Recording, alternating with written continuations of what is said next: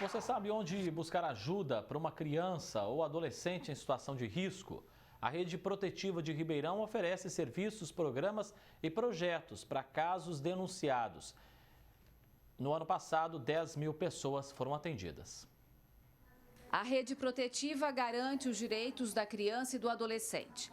Quando eles sofrem algum tipo de violência, maus tratos, negligência ou abandono, esses casos devem ser encaminhados para serviços especializados que o município oferece. E é a Rede Protetiva que vai fazer os devidos encaminhamentos. Um primeiro canal para se buscar ajuda é o CRAS, Centro de Referência de Assistência Social. Ribeirão tem uma rede muito extensa de serviços, de programas que atendem essas crianças que sofrem algum tipo de violência, por isso nós chamamos de rede protetiva, porque é um grupo de ações, de programas, de serviços, justamente para atender essa criança, resgatar alguns aspectos da vida dela que estão sendo violados ou pela família, ou mesmo até em relação à sua própria conduta, dificuldades que essa criança tem. Então, nós temos dezenas de serviços na cidade e, às vezes, a comunidade mesmo desconhece toda essa rede de proteção que existe no município. O CRES é outro serviço especializado de assistência social oferecido pela Prefeitura para cuidar de crianças e adolescentes sofridos. Tem também os núcleos de convivência e fortalecimento de vínculos, de acolhimento, casa-lar e muito mais. E tudo isso envolve várias secretarias municipais. Como assistência social, saúde, educação, cultura, segurança pública, conselho tutelar. É uma rede com vários atores com um objetivo: garantir a proteção integral da criança e do adolescente na cidade de Ribeirão. E ela é destinada aos técnicos. A rede ela não é destinada às famílias, porque a rede ela se organiza para melhor atender as famílias, para atender as demandas das famílias que necessitam dos programas, serviços e projetos. A Casa das Mangueiras é um dos núcleos de convivência que tem parceria com o município. É um prestador de serviço que oferece oficinas socioeducativas no contraturno escolar. Hoje, são 120 crianças e adolescentes e cada um com uma dor, trauma e necessidade de ajuda. A gente recebe bastante encaminhamento, né, da rede de proteção à criança e adolescente, principalmente do CRAS, que é referenciado aqui ao serviço. E a gente recebe muitos encaminhamentos oriundos de negligência familiar, de risco, né? Essas crianças ficam bastante risco dentro do ambiente familiar. E também abuso sexual, isolamento social. Devido à pandemia, a gente viu uma crescente muito grande com essas situações de isolamento. E a gente recebe muitos casos referentes a isso aqui na instituição. O que a gente sempre coloca é que a porta de entrada para qualquer família em situação de vulnerabilidade social é o CRAS, é o Centro de Referência de Assistência Social. Em casos de violação, né, de direito da criança e adolescente, seja pelo Estado ou seja por qualquer pessoa, a denúncia é no Conselho Tutelar e aí o Conselho Tutelar faz as devidas articulações com a gente. Então, se há uma situação de violação de direito, hoje inclusive no município de Ribeirão Preto, a gente já até está promovendo, né, a escuta especializada, né, para profissionais da rede de educação, saúde e assistência social. Então, profissionais, né, dessas áreas, eles vão estar aptos, tá, a fazer a escuta especializada em casos de situação de violência, né, ou de testemunha, né, ou a criança como testemunha de situação de violência.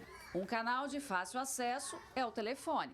Para fazer denúncias anônimas, Ribeirão tem o Fale Assistência Social pelo 0800 7730 161.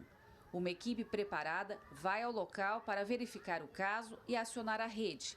E fica aqui um alerta a todos. Olha, existem sinais físicos que são mais fáceis, né, de ser percebidos, um ferimento, uma machucadura mal explicada pela criança, ou a criança que esconde o seu corpo, está com uma camisa de manga comprida ou de gola alta para esconder uma escoriação. Existe também sinais comportamentais, mudança, né? A criança começa perde o brilho, né? Para de falar, não quer mais brincar, ou ela não quer ir a algum lugar, esse local pode ter um agressor ali, né? A criança, às vezes, ela começa a apresentar dificuldade para dormir, ter pesadelos. Então, é importante que todos aqueles que estão perto da criança observem. Mudança repentina de comportamento é um sinal indicativo de que essa criança precisa de ajuda. A criança, às vezes, ela começa a mudar até as palavras que ela usa, usar palavras que não faz parte do vocabulário e da família. Pode ser que ela está tendo contato com um agressor, alguém que está levando essa criança para um espaço, né, e uma vivência que não é saudável para essa criança. Então, todos nós precisamos de estar atentos.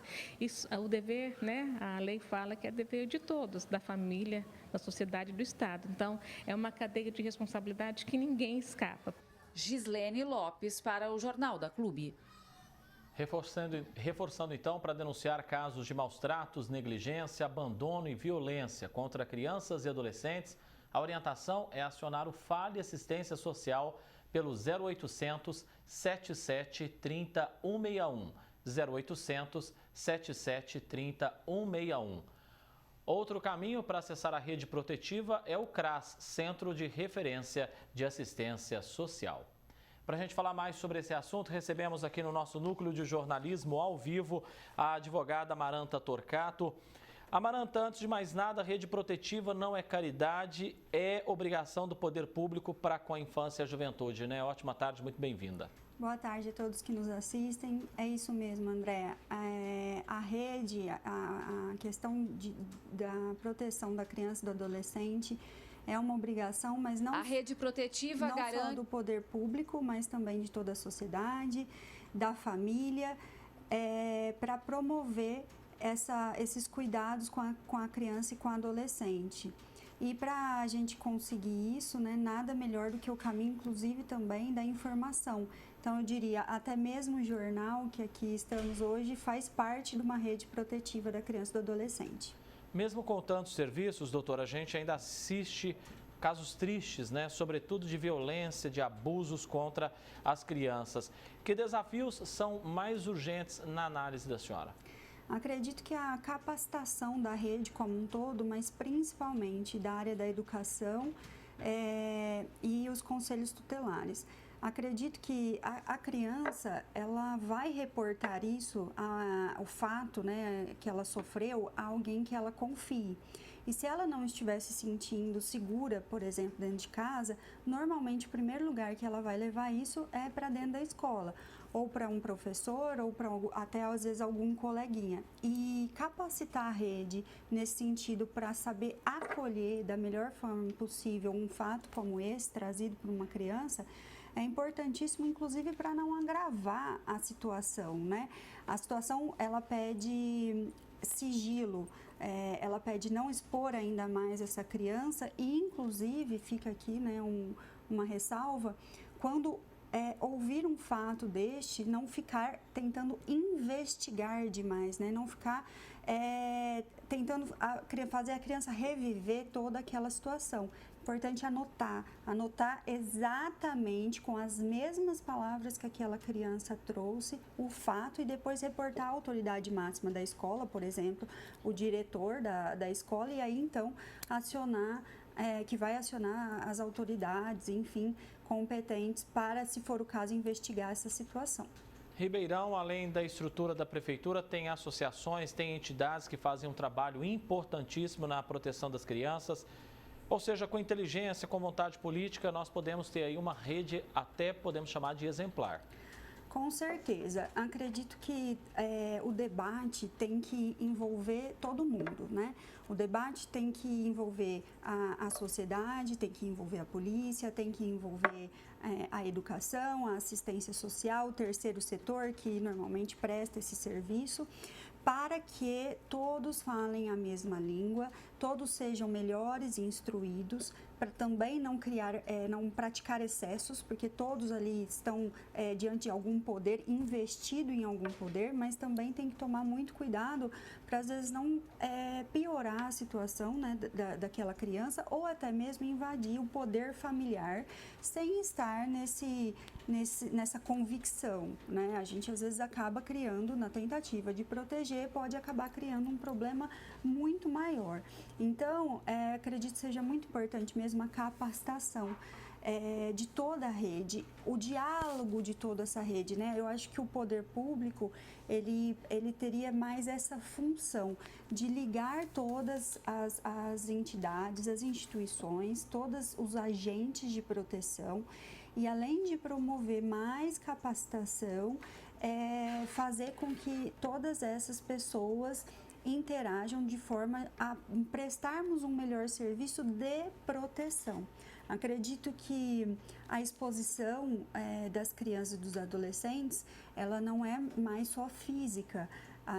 Tem uma exposição a um conteúdo, às vezes, muito grave, né? Um conteúdo erótico, um conteúdo sensual muito grande, né? Então, também aí tem que chamar a atenção dos pais para tentar, né, olhar com mais carinho aquilo que seu filho está consumindo na internet, a música que ele está ouvindo. Muitas vezes ele está exposto a um conteúdo que é altamente sexualizado e ele replica aquilo no TikTok, fazendo uma dancinha, algo do tipo, e ele nem tem noção ainda do quão agressivo é aquela palavra. Então, acredito que é isso, o envolvimento de toda a sociedade nessa proteção. Advogada Amaranta Torcato, agradeço muito a presença da senhora aqui. Um grande abraço, doutora. Obrigada, até mais. Até mais.